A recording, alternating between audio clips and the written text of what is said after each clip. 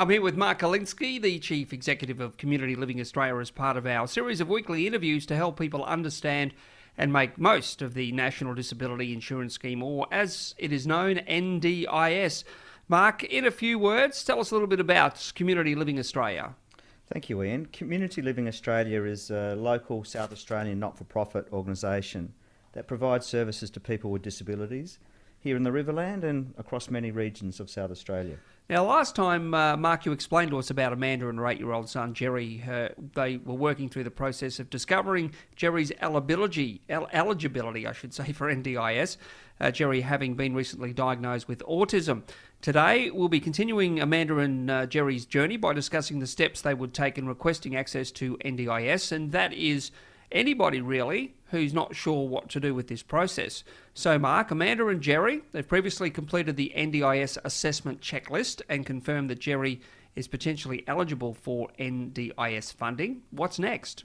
What I would do if I was Amanda, I'd contact the NDIA office or probably go in there in person. I like to see people face to face, eyeball them. Yeah. And to inform them of their intention or her intention to apply for the NDIS on Jerry's behalf.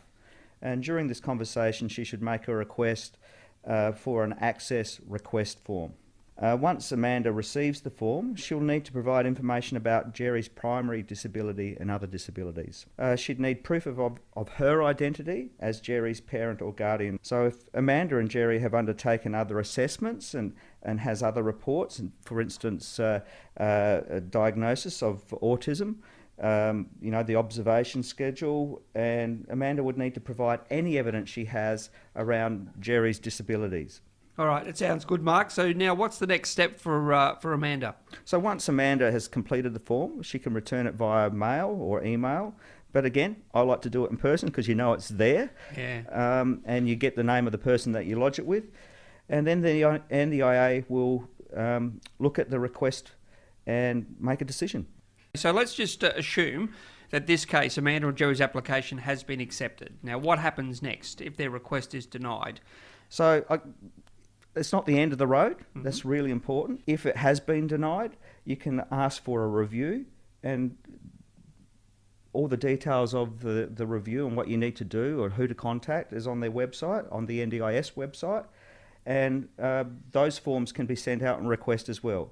So it is a bureaucratic process and sometimes frustrating, but it's what you need to do to get through it. It's like anything. Yeah, it's good to know, isn't it? And all the information that we're talking about is on the NDIS website, as well as the Community Living Australia website as well.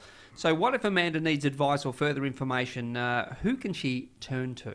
I guess it's really important to contact anyone that may know anything about the NDIS, and often it's families that have already gone through it. So there's social media discussion groups, a really good source to find out information.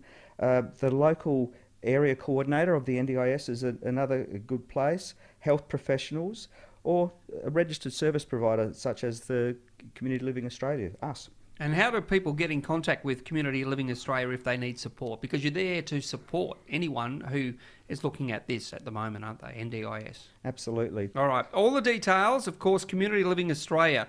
Just Google them and you can find out this information.